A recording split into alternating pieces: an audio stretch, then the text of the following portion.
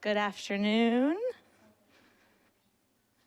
In advance of our celebration and service for the 46th Annual Earth Day this Friday, and as part of Marshall Day's ongoing Stand with Wildlife Conservation Awareness Campaign, today we welcome Sally Guynn, the co-founder and previous executive director of the prestigious National Conservation Leadership Institute, for a presentation on conservation leadership. As its mission, the NCLI contributes to the sustainability of North America's natural resources by developing the conservation professionals who work hands-on with some of our biggest conservation challenges. From 1993 through 2013, Sally served as the administrative director and senior project leader of the Association of Fish and Wildlife Agencies Management Assistant Team, providing agency management assistant and/or training to most of the state fish and wildlife agencies nationwide. Before joining the MAT, Sally headed up all the education programs for the Virginia Department of Game and Inland Fisheries. She is currently co-owner and a principal of the Guynn Group, an organizational development consultancy and leadership training resource. So today we welcome Sally. Thank you for being here. After the presentation, we will have time for a question and answer session. So just make sure you raise your hand and we'll bring you the microphone so that it can be heard through the live stream today. I'll turn it over to you. Thank you, Sally. This is awesome. Thank you so much. I'm very honored to be here. And I'm really impressed with your Wildlife Conservation Awareness Campaign. That's certainly near and dear to my heart, as you heard from Anna's introduction. But also near and dear to my heart is this whole idea, this notion about leadership. You know, it's one we kind of toss around a lot, but you kind of really don't think much about what it means until all of a sudden people are looking at you as the leader. So I can't wait to explore some of that and share with you perhaps a new way for some of you of looking or approaching leadership that we think has more teeth. We think it has more sustainability. We think it's a more disciplined approach, and it's something that can make a difference practically in getting results. And so that's really what it's all about. So thank you all. And at the end, like she was saying, we will have some questions. So I hope you'll just be taking feverish notes as we go through this. My style is pretty informal, and I enjoy being with people, particularly that have a heart for conservation. So thank you again. The slideshow is basically built today in the talk around these four questions that are in the slide. When they initially had asked me to come and speak with you guys today, I asked them, well, what is it besides the NCLI, the National Conservation and Leadership Institute, that you're really interested? What would be the most helpful to your folks to hear about leadership? And these were the four questions, and they're kind of good ones. They were excellent questions. So I've designed this as sort of the backbone of the presentation this morning, and so I'll bring this slide back up as we move through the three other questions besides this first one. And this first question has disappeared. But I can tell you what it is. The first question is, what is conservation leadership? And conservation leadership, first of all, we're going to explore a little bit of that whole word. What does that mean, leadership? And conservation leadership, it sounds, well, it's a seductive broad, really, when you get down to it. Because it sort of sounds like the person that's the leader will have all the answers and have all the stuff that we need to satisfy solving problems that we're facing and make things all better. Isn't that nice? But we'll find out, you know, it's not as simple as that. And people typically want stability and comfort. And a lot of heads are going, yep, that's what everybody's saying. But they don't want necessarily change and the unknown. And so we gravitate towards sort of supporting, over many years now, we've been sort of supporting, without thinking about it, this sort of definition of, that's very common in the literature, and if you talk to anybody, leadership. What is leadership? Well, they'll say, well, it's kind of like leading people or influencing people to do something they wouldn't ordinarily do. We all go, yeah, sounds good. And you just sort of leave it like that. But to me, that doesn't really necessarily say anything. How do you do that?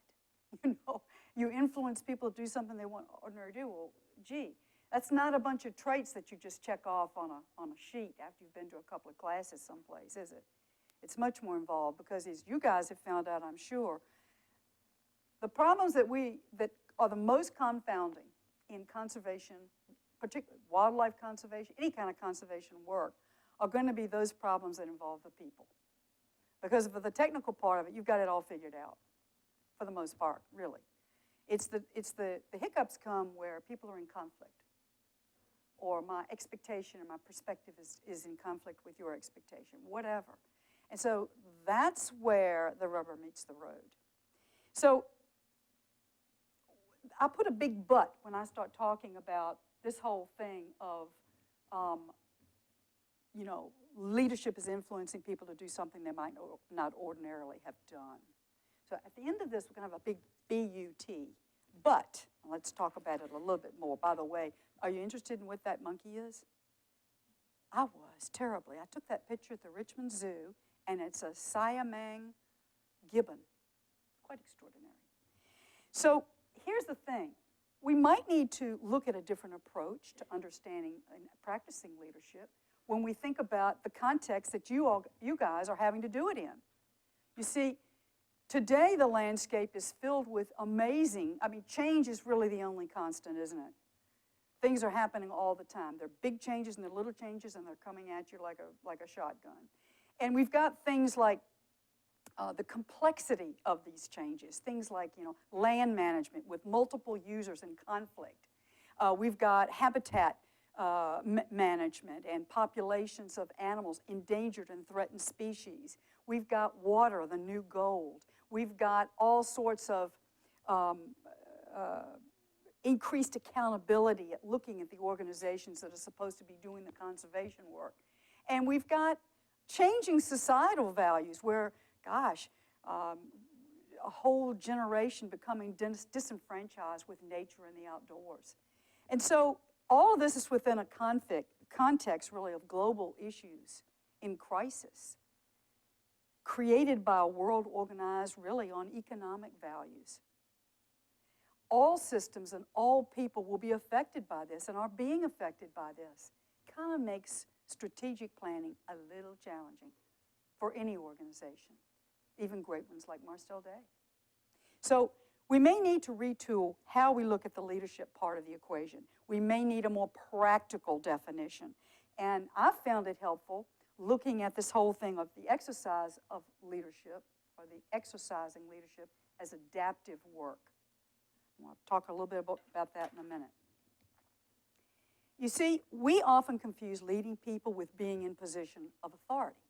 And what we seek from people in authority can be compared to what some animals, chimpanzees, gorillas, and elephants, seek from the dominant group members. In the African herds of 2 to 20 elephants, mostly female, there will be a matriarchal figure. That will be the leader, the head honcho for that herd.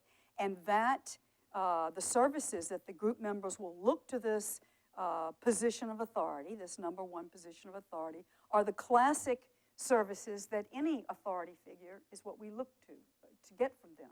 Those 5 things are basically protection, direction, controlling conflict, managing norms. In the elephants, that's reproduction. The whole dating things with elephants is a nightmare. But anyway, and nurturing the young.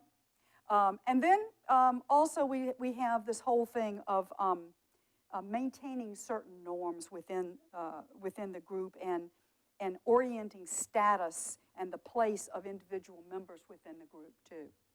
These services are important and even noble work, really. It's good administration, for sure, but it's not leadership. What comes to mind when you think of great leaders? Who comes to mind when you think of great leaders? Can you think of a couple? Raise your hand if you got one in your head. This is a smart group. I know you one just shot in your head. Don't be a coward. Okay, what? All right, Jane Goodall. Give me another one. Who comes? Is it somebody who's a great leader, all time, anytime? Yes. Okay, that was apparently a great leader. Who else? Maybe more recently. Yes. Well, not more recently. Oh. Martin Luther King. Who? Martin Luther King. Yes, Martin Luther King for sure. The things that happened. How about another one? Any presidents back when, maybe, perhaps? Personally, I think of John F. Kennedy because I was contemporary with me, you know, and the young people were just jumping up and down in their seats about this young president. So, why did these people come? Did these people come to mind in your mind's eye because they kept things on an even keel? No, everybody's going, eh. Yes, ma'am.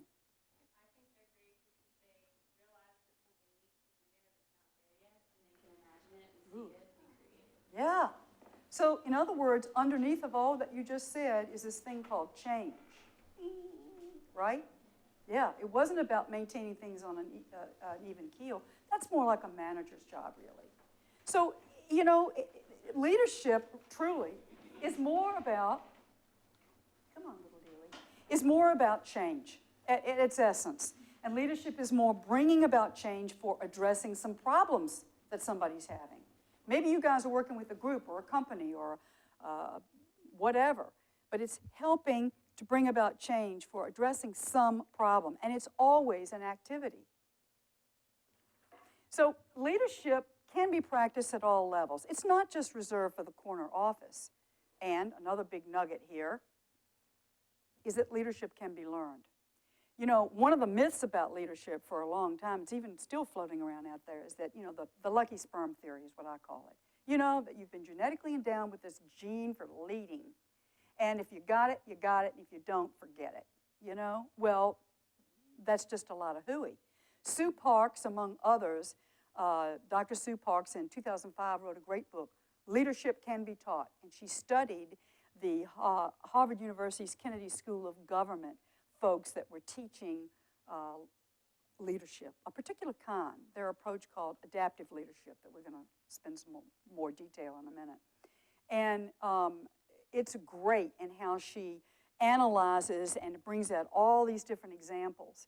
Also, Jim Collins, if you've read the book Good to Great or any of his books, he says that, you know, you don't need somebody that's real flashy to be the leader. You know, that sometimes it's the smart, quiet ones in the corner that have what it takes. Depends on the situation. The point is that there are varying levels of leadership extended to you and to me at different times for different purposes in our lives at work and at home and in the community, whether we have authority or not. And we often lead when we don't have any authority. So leadership should not be equated with position. So when we think of it as the same as position, then it makes leadership a noun, doesn't it? But leadership isn't. We've established it's an activity. It's a verb. So we're going to file that away. We're going to keep that in the back of our minds there because it's so important. The second question is, well, how do you train somebody to be a conservation leader? I love this because I was put in the hot seat for this very, very thing back in my career. We know that we've already established that it's not just about the corner office and that it can be taught. So we know that many times that the conventional ways in which leadership is taught is a seminar or some training workshops, executive coaching, or a corporate retreat perhaps. But oftentimes these types of modes of learning and teaching have failed to effectively really connect and have staying power with the people that were there to learn. And so we need to be able to put the stuff we're learning into practice. Otherwise, it's kind of a waste of time, isn't it? Yeah. So what we learned is that, and this, believe it or not, was what those beetles are doing to the pine trees out there in the forest in the Great West. I took that last summer. What we learned is, in 2004 was the biggie for me, because the Fish and Wildlife agencies across the country, all 50 states, each state having a Fish and Wildlife agency in it, realized that, guess what? They were going to be losing very shortly, within 10 years, remember this was in 2004, up to a half of their managers. Chunk, out of boomer retirements. And they weren't ready. And they did some surveys at Virginia Tech to prove this was really happening. This was going to happen. And it was like, oh my goodness, what are we going to do? What are we going to do? These people leave us. The institutional memory will be teetering. And who's going to take their places, and do we have enough time? They did agree that number one on their list of priorities, the number one goal was providing a mechanism, a program, if you will, to increase the leadership capacity of the people that would take their places in a complex, ever-growing, demanding society that we were performing our work in. And so they said, okay, they agreed. They went with partners that were both NGOs, that were feds and corporate and a bunch of them, and they came together and they decided to call it the National Conservation Leadership Institute. And they wanted to have a program that would increase the capacity to produce extraordinary leaders across the country, not just maintain the status quo, ho-hum, another leadership training. Wasn't going to be sufficient. And so there was a lot of fundraising, there was a lot of planning. My staff and I was asked to be the executive director of this and help to create this with partners at Harvard's Kennedy School of Government. We did a year-long literature review. I'm going to give you some details of this program because I understand that was of interest to the company here. But that we did a literature review on what were the outstanding programs in different sectors going on for leadership development. And we found these individuals at Harvard University that Ron Heifetz and his colleague Marty Linsky. Ron Heifetz wrote a book, Leadership Without Easy Answers. And I actually went to one of their things in Chicago that they had because I didn't believe they were that great. I was skeptic. And they did what I call take all the clothes off of you and pluck you like a poor old chicken and then gradually let you put the clothes and the feathers back on before they leave. Kind of stripped us down of our biases and our assumptions and all these things that we were so tightly bound in and so rigidly set in us, and I couldn't believe it. I didn't think somebody could do that to me. I had a PhD. They're not going to do that to me. Well, I was wrong, and it was exactly what I needed. It kind of unzipped my mind to really entertaining a lot of new ideas about things. We had this need.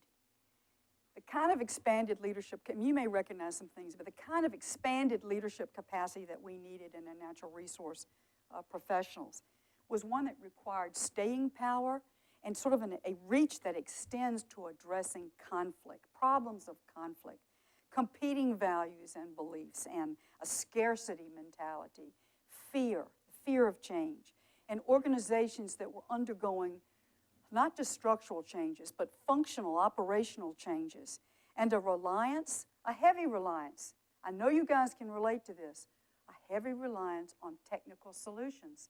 Most of us at some point, many of us, were trained as scientists sometime. How many of you were trained with a scientific background? See, we were. And so, of course we're going to have a reliance on that.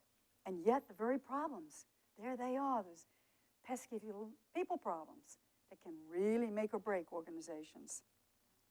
So we discovered from Ron Heifetz and about this thing called adaptive leadership. And it diverged from popular notions about leadership in a number of ways. First, it was not an oversimplification of what leadership is. It didn't say, okay, here's a bunch of traits, and if you improve on this, you can check off the little boxes, and then a leader you'll be.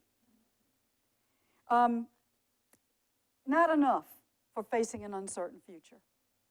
So what our folks needed was greater effective leadership with staying power and a program that crossed over organizational boundaries. Usually, the Forest Service will have their training, and Marshall Day will have their training, and the NGOs, wild turkey people will have their training, and the trout people will have their training, whatever. We wanted one of the outcomes of this new program that they would have when the fellows, we called them fellows, the participants were called fellows because we wanted to create a community of leaders, a community of leadership that defied boundaries. and that was built on high trust. And these fellows, we wanted it to be diverse because we get to know all of our own people. We go to conferences and all that kind of stuff. It's those other people. Maybe you'll be the head of a conservation organization one day, and you'll need to call on somebody that you've got that kind of trust with, that you don't have to be putting on any airs at all. You can just say, oh my gosh, I'm scared to death and I need some serious help. Tell me how stupid this idea is. And it'll be like, you know, after you've gone to, what do they call it in the Department of Defense, when you go to that thing and you crawl around on your belly like a reptile and you jump up things and you do all this stuff? What is that called? Huh? Basic training, or, and there's another word for it that's a little cruder. Boot camp? Yeah, boot camp. And there's a reason for that. Those people that go to boot camp is more than just building up stamina and endurance, isn't it? It's that thing, it's that comradeship with the other people that are doing the same kind of work. And we felt that it would be immensely valuable later on as they get a little older and they become the head honchos at some organization, to have people that they could call on that built on high trust network. So, crossing organizational boundaries was very important. And we wanted it to have a practical backbone. We didn't want it to just be all this vanilla words about leadership, isn't it wonderful, blah, blah, blah. We wanted it to like get down and get dirty. And real exercising leadership, it is messy. And you do get dirty. I mean, you get down in the trenches with the people sometimes. So here's what we did. We took the National Conservation Leadership Institute, the NCLI. We decided we would take 36 individuals. We had 36 spaces a year. There was never a year that we didn't have many, many, many more registrations come in, of applications to be considered as a fellow. And they came from all sorts of diverse conservation-related organizations. I had to work on the Native Americans. I had to go to them several times to, for obvious reasons, that they didn't believe that we really wanted them. And most programs don't really want them, quite frankly. But we did, and it was wonderful. When we had Native Americans in the audience, the way they looked at things was different. It stirred the diversity pot, and so we had richer discussions, much richer, by increasing the diversity of the types of people that we had come. We had feds, we had NGOs, we had corporate municipalities. We had 2 weeks in the fall at the National Conservation Training Center in Shepherdstown, West Virginia, followed by a capstone 3-day event on the south rim of the Grand Canyon. We wanted, in the spring, the fellows worked individually on challenges, a problem that was facing, a real one that was facing their organization back home. And they worked on that from the time they entered the door in the fall until they left, and many are still working on it. Because some of those are not something you say, okay, it's over, chunk. It's not like writing a term paper and putting VN on the end of it, especially when there are people problems. And so they worked in peer consulting groups. Say if this was a cohort, we had 36 people in here, we'd divide you into 6 groups of 6 people. And we mixed it up, so they came from different states and different types of organizations. And they were a small group where they gave each other very, very good, clear feedback on what they were thinking, how they were thinking they were going to solve this problem back at home in their organizations. And it worked. The other thing we want to do is increase their courage and their confidence, because a lot of people we'd found out, just even if you offered them a corner office with windows in it, they didn't want to do it. They were all snugly, you know, somewhere else at their current job. And so there was a great reticence. Young people are smart today. There was a reticence to go up there and be in there where the missiles are going off at you, and you know, it's a lot less comfortable. So that we have. That's what we did with the NCLI. Yes, we had the residents experienced high and low ropes. They learned the importance of trust and relearned the importance of trust over and over, and it helped to build those relationships. We took them to the halls of Congress. We met with the Secretary of the Interior, and we went to Antietam Battlefield and compared military strategies. The board wanted me to bring in speakers that were some of the old guys. I'm sorry, but they were old white guys that had good reputations. Everybody knew them. I tried that. It didn't work because the old guys were part of an old era. It wasn't about exercising adaptive leadership and having really big listening ears and heart to understand where you and you and you are coming from. It was more of a command and control, autocratic type of leadership. It did not work. They were actually advocating their great success at the opposite of what we felt today needed and what the fellows needed to hear. During the NCLI, the fellows had to re-examine their own assumptions. They had to test their own beliefs. They had to help each other. Fellows stepped into the classrooms. It was sometimes a formal room, and sometimes it was right there. And here's what it was like. They experienced a dynamic type of leadership that corresponded mode of learning called case in point. This is actually was borrowed from the Tavistock method in England, but it was what the guys at Harvard University's Kennedy School of Government were using. Using this sort of very dynamic case in point method, what it does is it takes each participant's own issues going on right now back at their organization, and it uses those as the teaching material. And the stuff that they're facing in the workplace, and in this setting, the classroom environment, whether it's out there or sitting outdoors or in a formal classroom, becomes a studio kind of laboratory. Because failures that these students, these fellows were telling us about, they become active experiments. Well, listen, what if we tried this? What if we tried that? What if we did that? And it made it kind of a living leadership thing. We began to absorb it. I say we a lot because I sat through 10 of these. And so, boy, it really got into me, hearing the same thing, every year. It was a little different, but still. The learning was internalized. It was probably the biggest goal we had, was that it had the staying power to get into the people and become part of them. And that part worked. There were very few lectures. We asked the fellows not to use PowerPoint slides when they had to do presentations in front of their small groups or the large group. And we had very, very few formal presentations. That was at a formal classroom, and that was some of the field trips over there.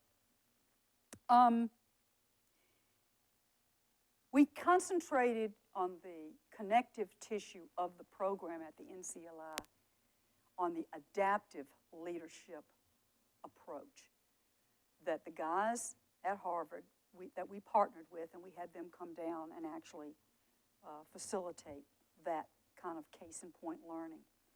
This adaptive leadership approach was the connective tissue of the whole program. It helped us learn about diagnosing the essentials from the expendables. And that helps any person exercising leadership to really go about challenging the status quo, to really cut through the mustard to the causes of the problem, instead of sitting up at the top, fiddling around with the symptoms. So, we get back to the third question. The third question has to do with, well, what are the challenges? And what are the opportunities for conservation leadership? I love this question because guess what? All those boomers that were supposed to have left by 2014? There's a lot of them still hanging around because as the economy kind of went, well, south, they couldn't afford to retire according to when they planned to retire. So many of them are still there. And then you've got new guys coming in, new entry-level professionals coming into various conservation organizations. And you've got a turbulence between those leaving and those coming in. There are, as you already, I'm sure, are aware, great opportunities for these people coming in to test new ideas and new approaches, because we don't have to always do it the way it's always been done, because those people that used to say that all the time are like retired now. So there is a certain clearing of clearing of the board there to leave a lot more white space to try certain things. And one of the things that we do with adaptive leadership is we encourage experimenting with new ideas and new approaches. Definitely. So you've got that going on. Leadership is dangerous work. You've probably seen this slide before. I stole it from somewhere. I think somebody emailed it to me. But you need to be careful when you're doing leadership work because you may be rattling some cages. If you're trying to get through the status quo, one must be very smart about it. So we talk about doing the rattling smartly, not going gangbusters like I have the vision and I'm going to run all the way through. Adaptive work is messy. It's usually not linear. It requires tremendous patience and courage and some smartness. You don't want to put yourself at risk. Okay. The power in exercising leadership can be a double-edged sword. So sometimes you need to raise the temperature with the people that you're trying to help. That means raise the pressure, make them a little uncomfortable so it breaks through the blocks that are keeping any kind of movement one way or the other. But you don't want to turn it up too high, do you? No, we don't want to saute the people. We just want to get them moving a little bit. Okay, so then we've got this great, this was taken of one of the fellows, and he actually got onto the trapeze. It was a wonderful, wonderful thing to behold. But managing ambiguity is part of what you have to do when you're exercising leadership and exercising adaptive leadership.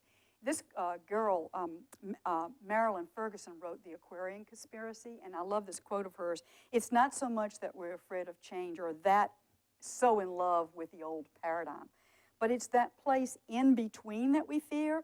It's like being in between trapezes. It's kind of like Linus when his Mankey's in the dryer. It doesn't feel very good, and there's nothing to hold on to. The place in between the trapezes is not an easy one to handle, but it's one we have to handle. These uncertain periods are particularly precarious, keeping a positive handling on all the energy dynamics that are going up and down and out and every which way. So we have to just be aware of that. Exercising leadership and doing adaptive work is hard, but it is a practical way to handle our clients and our own uncertainty. It revolves around, this whole thing of adaptive leadership really revolves around a classic era in problem solving. That you would go about solving, applying a technical solution to an adaptive problem. Now, I've found this to be true in working with clients. Usually, they haven't done an accurate job of pinpointing what the problem was.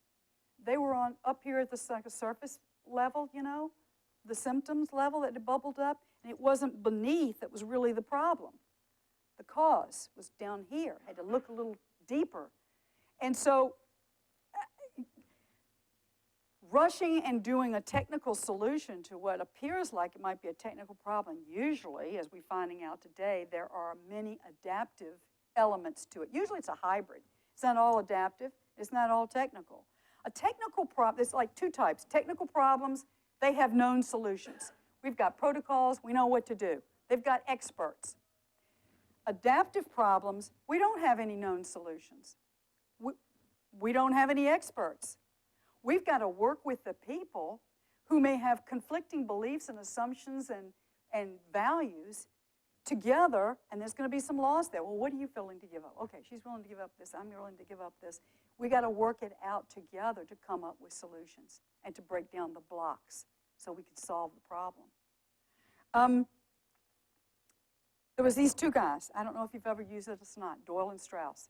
This is like the book on how to facilitate meetings. They were two guys in San Francisco. They had an architect firm. They found the biggest problem was not with the structure of the building or any of that kind of technical stuff, but it's when they sat down with clients, and the clients got all in an uproar with each other because they had different ideas of where the light was going to be and where the corner was going to be, and all these different things. They had different values and different expectations, and the meetings turned conflictual and were not productive. And so they created this handy-dandy tool to teach people how to be meeting facilitators. they were trained in technical, and yet their biggest problem they found was an adaptive problem with the people. So that's what we have going on, and we can't, many of the adaptive problems cannot be solved with just facts alone. They cannot, because it's a conflict of values. The stakeholders of the problem have to get together to figure it out, and that's the role of the adaptive. Okay, so got flaws? Well, sometimes when shortcomings of people become so serious, they prevent you from seeing your own strengths. That's what we call fatal flaws. And those fatal flaws can block progress that you're making, until you get rid of them. You have to get rid of them if you want to make progress. So examples of fatal flaws are like interpersonal incompetence, a tendency to blame other people for everything when it goes awry, inability to learn from mistakes, lack of openness to new ideas, and lack of initiative. So one thought is we need to probably stop playing it so safe. Playing it so safe could be the riskiest thing that a person trying to exercise leadership can do. Fatal flaws all come from, they're all sins of omission of a type. And those sins of omission result from three things. Inaction, nothing's happening, nobody's doing anything. Risk aversion, and finally, a status quo mentality. I've gone in, I cannot tell you how many organizations we did these assessments, and we found out trying to find out where all the people were, how they felt, how strongly did how strongly did they feel on this, that, and the other. Nobody felt anything. They would what I call floating. It's like on white water going down the river, and everybody's just floating. Just hunker down, keep your head down, and all this will pass over. That used to be an effective strategy years ago. That is not effective anymore because we are in constant white water. So the turbulence doesn't go away, it just might change its name. So inactivity, risk aversion, and a status quo mentality. That's where some of these things come from. So one of the things we can do is learn to watch for groupthink. Don't overmanage consensus too much. That's a typical one we found in our area. And invest in identifying and developing the strengths of your folks. Here's an interesting study, and I've seen it in other places too. This guy, Zenger, Z-E-N-G-E-R, and Folkman did a study on 20,000 managers over a number of years, over 200,000, 360 feedback reports. And they found that, you know what? Most organizations, when they do leadership development or something like that, you got your bell curve, low performers, high performers, and then you got this big, good people in the middle, right? You with me? Well, typically they'll work on the two ends, rehabbing the people down here and then really trying to crank up a few people at the top. What Zenger says is, you know what? It's better to aim for the middle group. They're already good performers or good managers. It's not important that they do 36 things well. What's important is doing 4 or 5 things exceedingly well, so that you can make exponential results by aiming at that middle group rather than spending a whole lot of time and money on the two extremes. Interesting. Okay, I wanted to say sometimes fatal flaws are typical of cultures and organizations that have 3 things going on. One, low trust. No surprise, right? Another one is direction is unclear. And another one is top leadership is there for too short a time. Their tenure is too short. Not as true perhaps in the corporate sector, but in a lot of the state fish and wildlife. They would be directors in a state fish and wildlife agency for 25 years. Now it's 2. So it's like a revolving door. So we go back to the 4 questions, and the last one, of course, is, well, what level of effort is required to be a conservation leader? I would submit now of changing the wording of that question to, anybody want to venture what it might be? Just rephrasing it a little bit.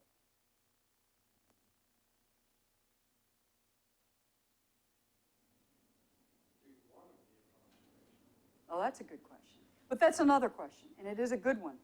Here it is. I might say, what level of effort is required to exercise conservation leadership? Because the other one makes it more of a noun. And yeah. Okay. What level is required to be a conservation leader?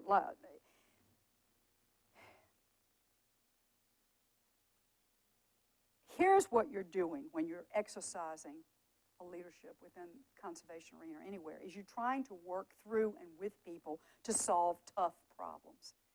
The toughest problems are typically not technical, as we've said, they're adaptive. This is good wording for a new definition of leadership, I think, that has an adaptive focus. Working through and with people to solve the tough problems. It's as simple as that, as far as a definition goes. So what does that require? The question says, what does it require? What level of effort? Okay, thank you. It requires that we become very self-aware. We don't want to be part of the problem. We don't want to block the people that we're working with. So we want to be very self-aware. We want to be very clear about our purpose. Julia Butterfly climbed, at 22 years old, climbed a 180-foot tree, a 1,500-year-old California redwood, and lived in its limbs for 2 years to stop it from being cut down. She was really into her purpose. She knew exactly what it was. So revisiting that. The political arena is another thing that we've got to work with that. You can't make it go away. It is what it is. Another one is the emotional intelligence. We've got to have the emotional intelligence to empathize with people, to really have listening ears, to try to get behind why they're saying what they're saying, not just to hear the words. So emotional intelligence was another part. We need to be able to read trends in our groups, in our audience. Are they getting it? Are they all blocking it? Are they angry? What's happening? So we avoid change, and these are some trends to look for. We avoid change when we're working with people by, you'll see all these things. Blaming other people. You know, when you're blaming other people, it causes us to stress out. Too much stress makes you a victim to it. You get a victim mentality. And then resisting. Resisting really is a waste of energy. Battle fatigue comes from picking the wrong battles on too many fronts. It's not good. It can lead to burnout. And then this thing on failing to cull. You see number 7? Number 7 or 6 or whatever it was, 7. Failing to cull, that's like that thing about the expendables and the essentials. Remember this, culling the sacred herd of cows, the herd of sacred cows? They do make good hamburger. It's true. So, you know, we have to do some of that sometimes because the expendables sometimes are blocking the essentials. So I want to wrap up now, and I want to, just in summary, we looked at the 4 questions, and we looked about some of the ways we need to retool how we look at leadership. Adaptive focus, adaptive leadership is what we did at the NCLI. It worked very well. And we distinguished between things like authority figure and a leader and what all those things meant. Leadership can be learned, and there are different levels. And so I want to leave you with this idea. Leadership really is not about wielding power and authority. It's about mobilizing people to make progress on the tough, adaptive challenges that can make or break organizations or your communities or businesses. It's about being able to see both the big picture and make decisions under the line of fire.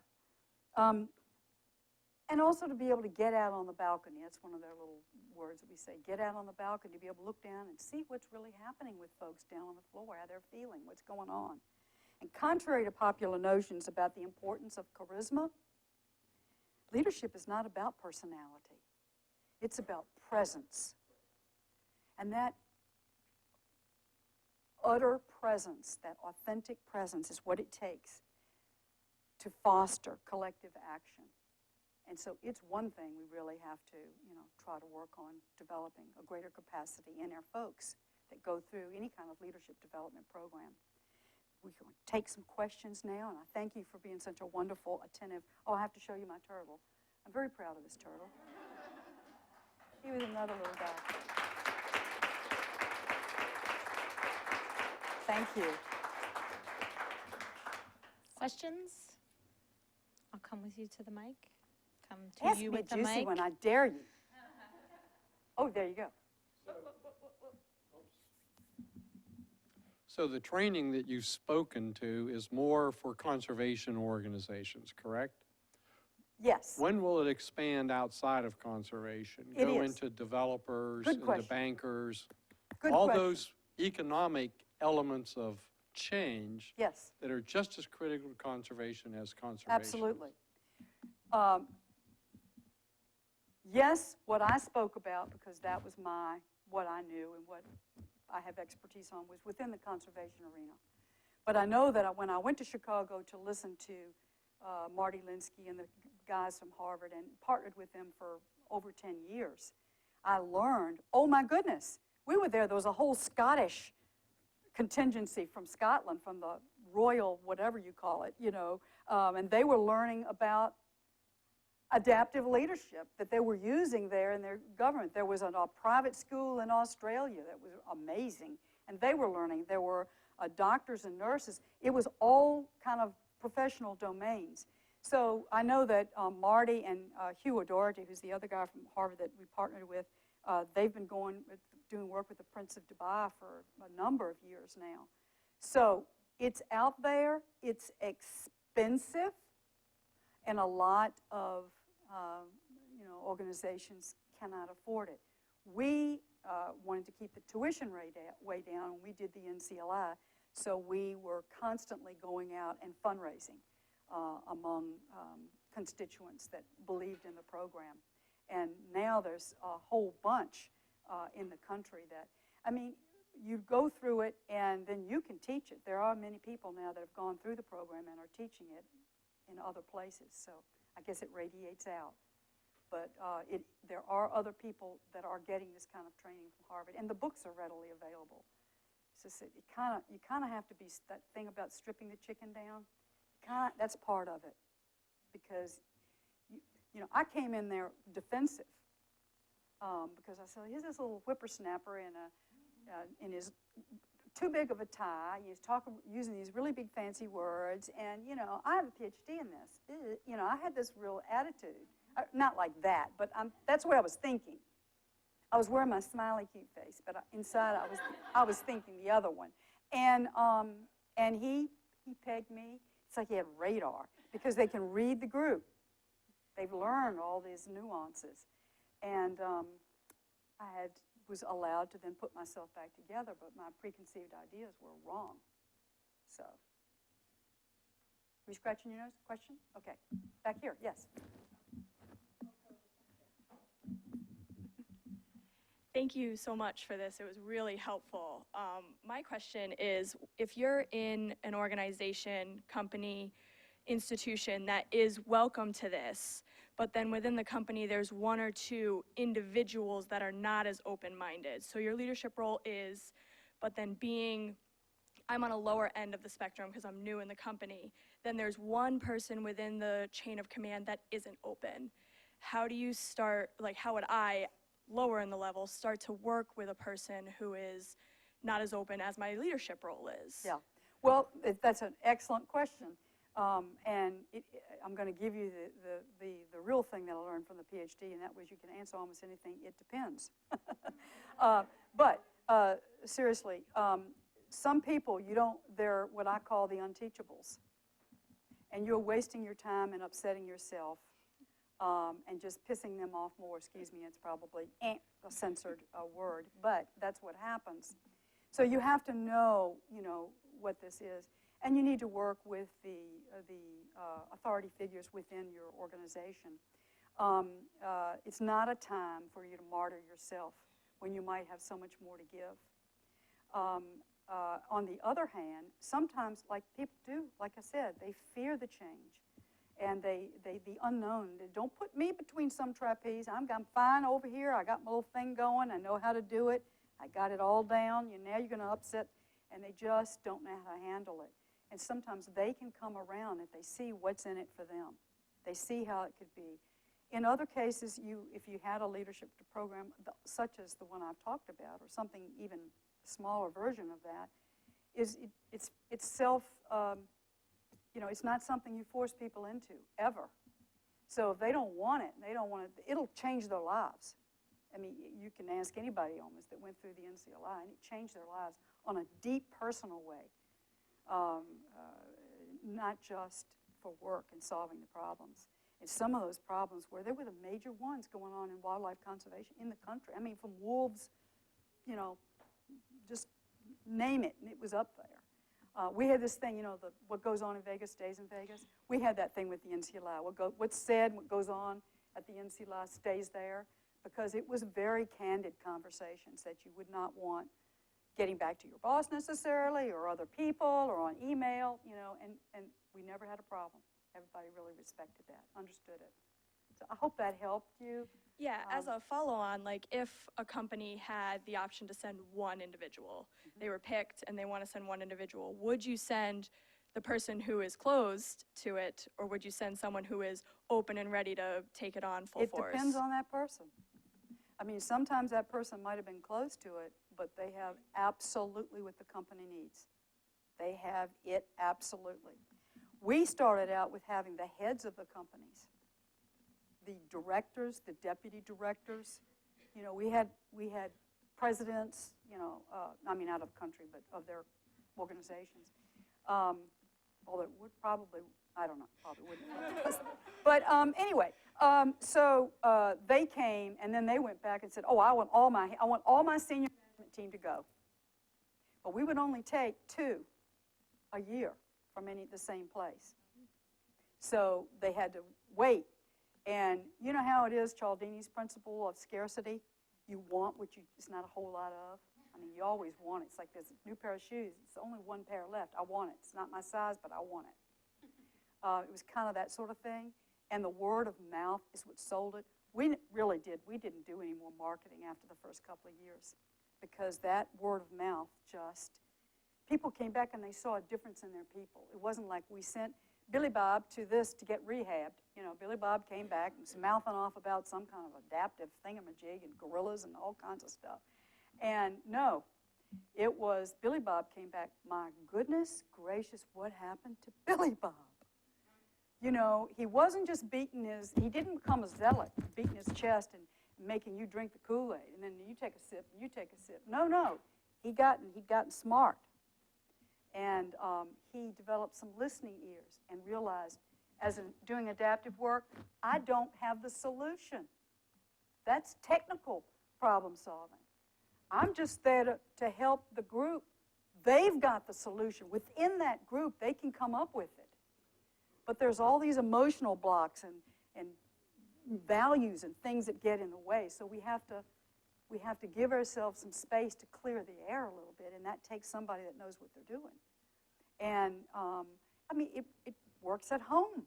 The principles work in any of those people situations. So I hope I didn't ramble. I hope I answered your question. Yeah, thank you. Okay, good questions.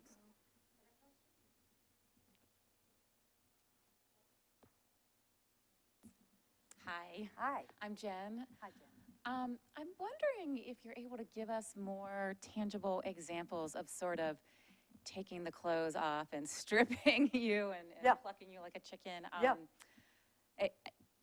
It just sounds, it sounds like you all probably had to do some really deep personal work. And Yes. a few years ago, I went to the Virginia Natural Resources Leadership Institute and was a fellow there. And, you know, I don't think we quite maybe went as deep as what kind of like you're talking about. I mean, there was a lot that was very important where we really sat down personally and developed individually our own like mission statements and values. This is beyond that. Yeah, that's what I'm guessing. So I wonder if you're able to maybe give some tangible examples without, I'll give you 2 breaching quick any ones. confidence. 2 quick ones, and then I live in Richmond now, so would be no charge. I'm charged to anybody, you know. But like for example, I remember this guy, big old guy. I mean, he was a big old guy, no muscle mass. He was just a big kind of stoop-shouldered. He'd been beaten down. I knew this guy. He'd been beaten down. He was kind of nerdy. He'd been beaten down in his organization. He was one of those, I just don't get any respect, kind of Rodney Dangerfield type guys. Quiet, sweetheart. And his state sent him to the NCLI. He was a good performer, but he was really beaten down. And he'd lost his joy along the way. And he had been marginalized there in his organization. We've all seen this happen, especially when bitterness is a block and you can't move on. You can't let your light shine. And all this talents and stuff that you have, they're not. Well, anyway, and they did this exercise with him. He asked for a volunteer, so I was surprised. He volunteered, That was right there was a big step for him. And so he had to sit up, like right here. He had to sit down. And he had to sing this tune in consonants. It was, I don't remember what the song was. It was one, like, not row, row, row your boat, but anyway, he had to sing it all in consonants. In other words, that was like sort of a self-humiliation, if you will. But he was okay with that. I've got a sense of humor. I'll do this. I don't know why I'm doing this, but I'll do this. So he did it, and then they made him recite something. He didn't do it with enough so-and-so. He made him do it all. He ended up doing it like over and over and over and over and over to get it right. And he was still a good sport about it. At the end of that, we were all sitting up there, like I could feel my fists just because I just, wanted to mother him and defend him, and it hurt me. And then at the end, they debriefed the exercise. And it was like as silent as it is in this room right now. And this cute guy from Alaska, oh my gosh, he was so adorable. His name was Grant Hildebrand. I can say this because he's marvelous. And he would always wear shorts and those little sandals that the cute guys always wear. What are those things called? I don't remember. Anyway, TiVos?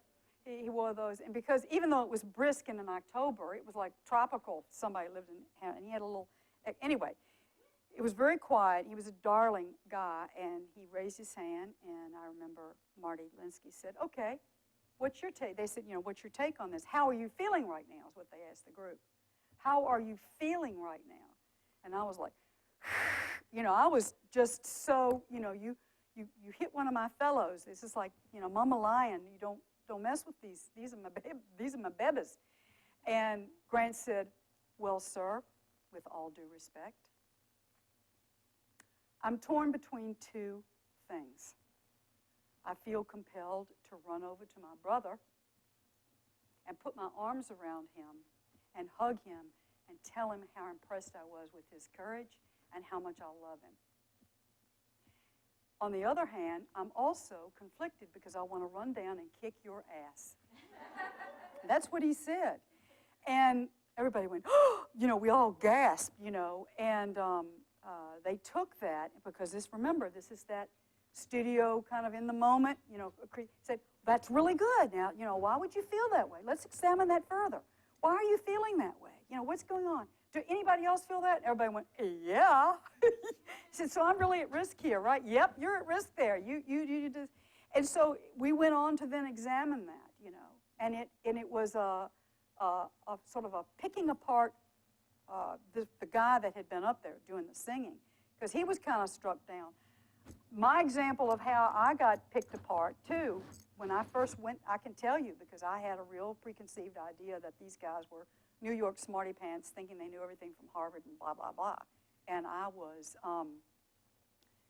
he said the word, like, so I take it you're one of those people that thinks they know it all. And you smile and be real cute and everything on the outside, but I bet you're wicked on the inside. And, there were these things that you don't say. You might think, but you don't go there and say, well, I think we need to get in some groups, and we're going to talk about that. And then we divide us up, and we were talking about it, And, it came out eventually. Enough of that came out, and it just spewed on out. I remember that night, the first night, going home and telling my husband, I don't think these people are going to be suited for our people at all. They're just, how dare him? That was just rude. We don't do that in the South. He's just a Yankee, blah, blah, blah, all this. And, I had to really step back, and it took me a while, but boy, I tell you, I saw it. I saw it work. And I saw people internalize these things and make a difference in their careers and in their organizations. You know, so yeah, and there are a lot of others, and I can tell you a bunch of them because it happened all the time. You know, yeah, it's pretty amazing. I'll give you one quickie. There was this guy. He'd been a pain in the butt all through the registration process, his application right all through. He was one that asked a million questions, questioned everything. He was just very difficult to get along with. He was German. He had a strong German accent. But then I thought, well, he's just a difficult person. And he got accepted. He was from a western state. And we were sitting there, and I was getting ready to do a short thing on groupthink and how you how you don't overmanage consensus. You know how we went through a stage where everything had to be consensus, and you know too much of that. Well, wait a minute.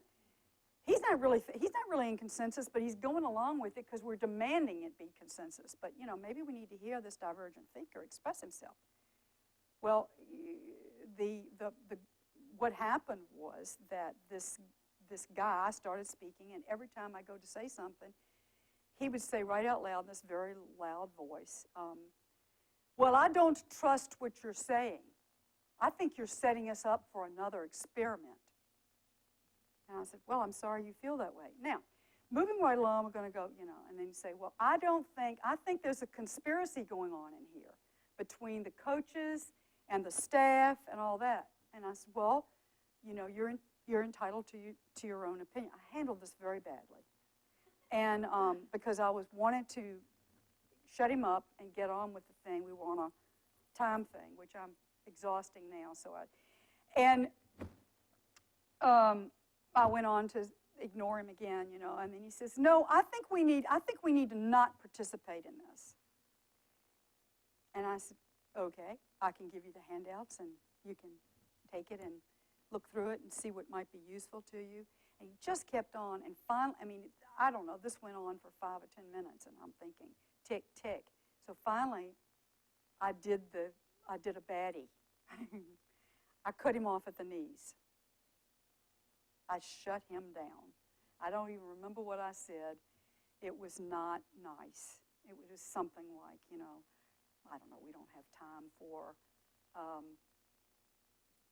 somebody that's disrupting things and, you know, whatever. I assure you, we've thought this thing through. This is not a conspiracy. This is to help you. And I shut him down. We didn't hear another peep out of him. This guy's very tall. He's very smart. He has this German. He's good looking. He has all the stuff, you know. And then, so I did a little bit, not much, sat down. Stopped, because that's why I sat down. One of the 2 guys from Harvard comes up and says, okay, now, we're stopping this thing that she was going to do on groupthink. She's got handouts. You can read it. Figure it out yourself. Because what's going on right here? What's this dynamic between Sally and this guy? I'll call him Fred, because that was not his name. Between Sally and Fred.